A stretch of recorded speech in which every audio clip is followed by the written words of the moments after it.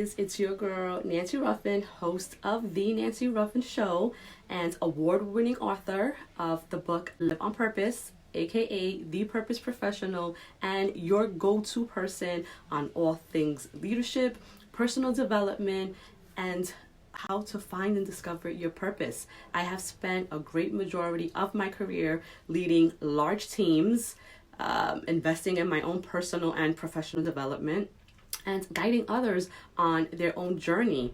And so I'm excited to announce my latest endeavor, which is the launch of my YouTube series, In Conversation with Nancy Ruffin. It's pretty much an extension of my podcast, The Nancy Ruffin Show, but it allows for a much more personal and in-your-face dynamic, and I'm just really excited to be able to connect with you all. I, like many of you, have been affected by this whole corona quarantine and COVID-19 isolation, and I have been spending the last 3 or 4 weeks at home. And I will tell you that the first, couple of weeks was a huge adjustment, trying to reconcile my work with my personal life here at home, and also helping my kids with their school. I all of a sudden turned into someone that had two professions,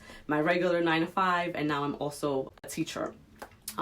So that took some adjusting, but I think that for the most part, we're handling it as best as we can, as I'm sure many of you are as well.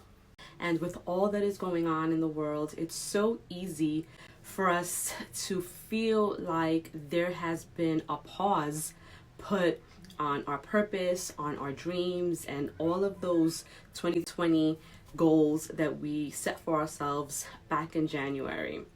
Now, during this adjustment period, I found that I had taken a step back from all of my creative endeavors just because it was really just too overwhelming to try to find the balance between my work, between the kids, between still having some kind of relationship with my spouse, even though we're home together 24 hours a day, and trying to navigate these new waters was difficult.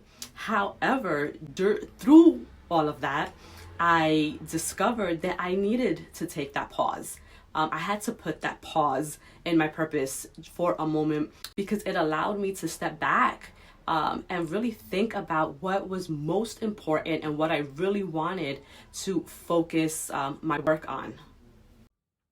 Taking this pause caused me to wonder how many of you also felt like your own purpose had been put on pause, and what that really means. Because I find that sometimes when God is calling us to pause or to take a break, it's because he really wants us to do some introspective work on ourselves and recognize that sometimes the purpose that we thought we were working towards was not really the purpose that we needed to be working towards at the moment. And so today, on this episode of In Conversation with Nancy, I wanted to talk about finding the purpose in your current position.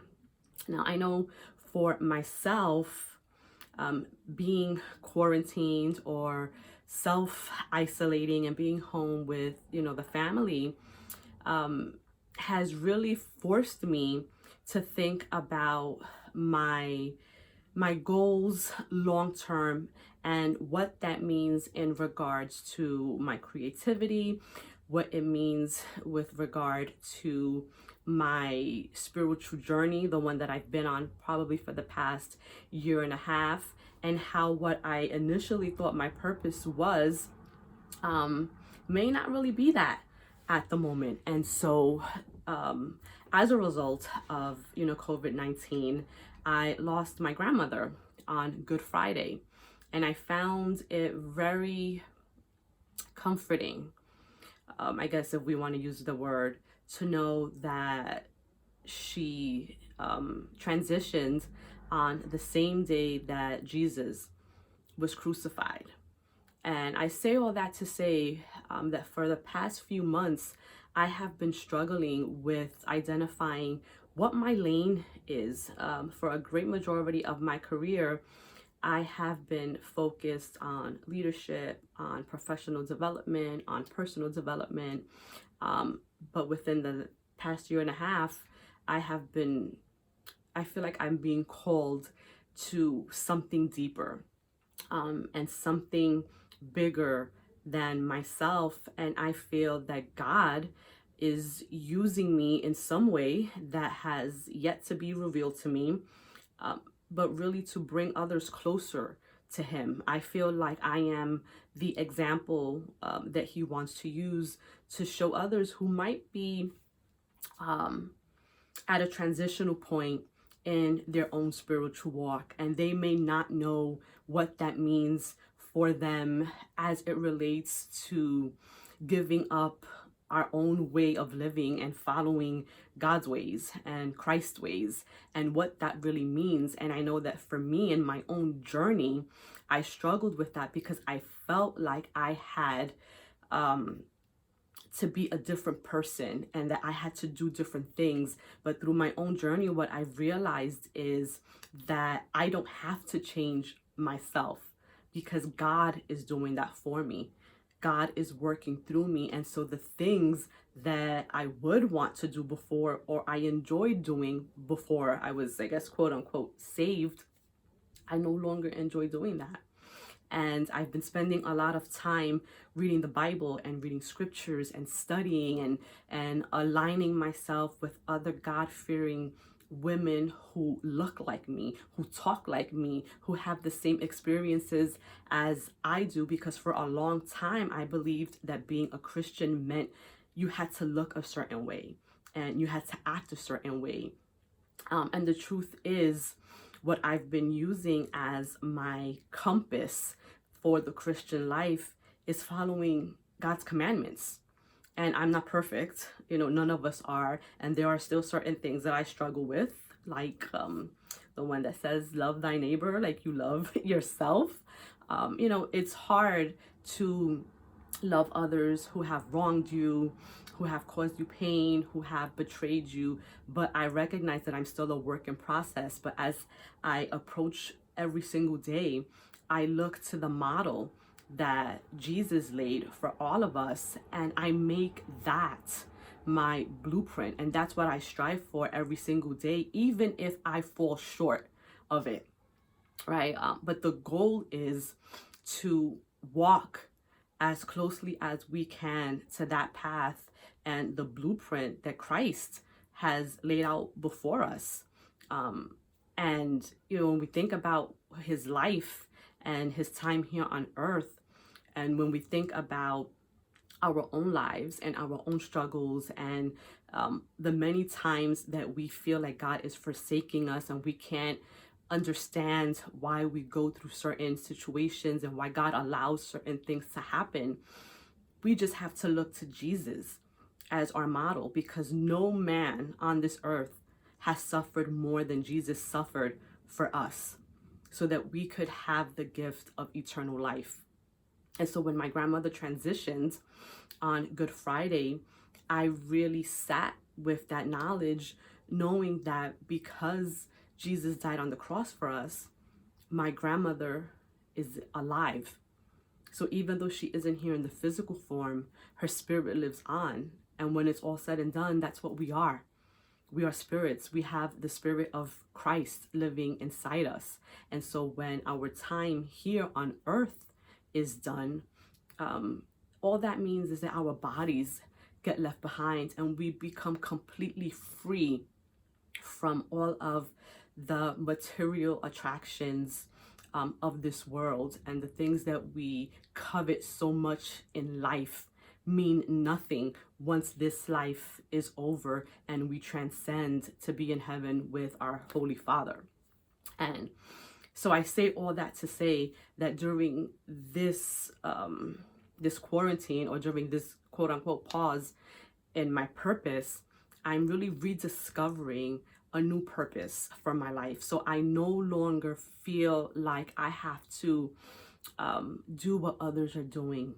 I don't have to compare myself, to the next person, I'm no longer being driven by the material needs and wants of this world, or by the things that society says we should have in order to be a success.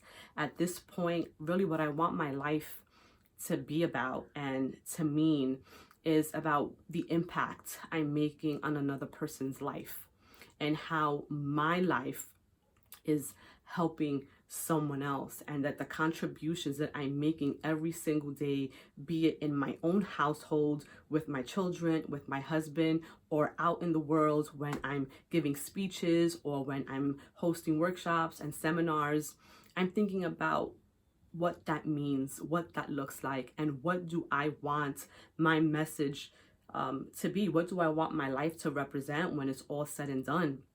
And so if you find that you're in this season where you feel like your life has been put on pause, then maybe it's for a reason. And maybe God is calling you to look deeper within yourself, to really ask yourself, what do you want your life to mean? When it's all said and done, when we're back outside, and when this quarantine is lifted, what are you going to be focusing on?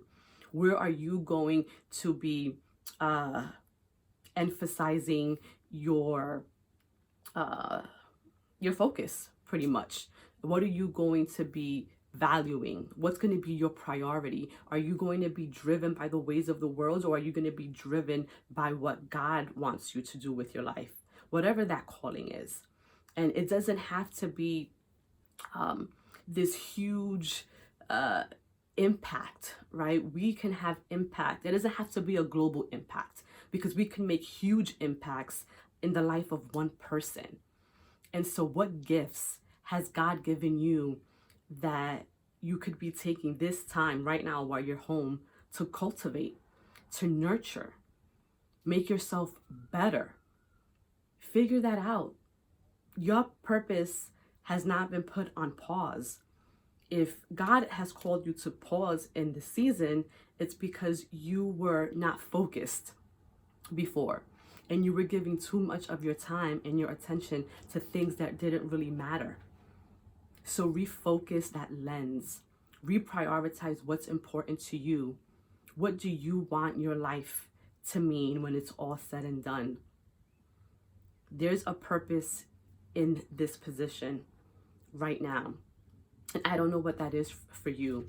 Maybe you were someone who was overworked, or you were just spending so much time at work that you weren't allowing yourself to really look deep within to see what gifts you have. And you were giving so much of yourself to others that you weren't giving enough of yourself to yourself, right? So this pause might mean that you just need to take a break, that you need to rest, that you need to reevaluate what your priorities are.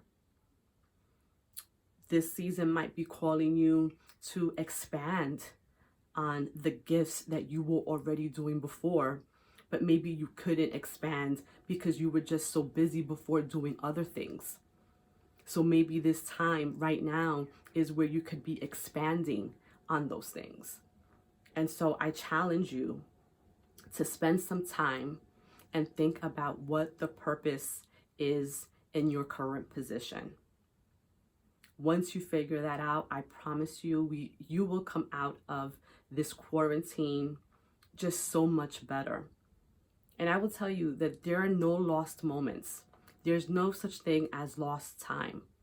Everything that we go through is designed specifically to mold us and to nurture us and to cultivate us into who God created us to be.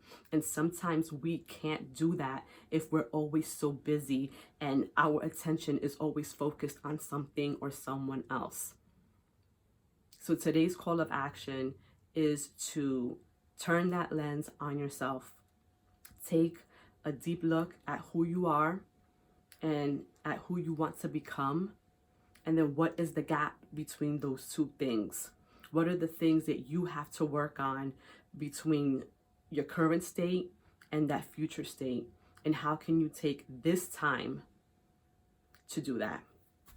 Thank you for tuning in. Until next time, I'm your host, Nancy Ruffin.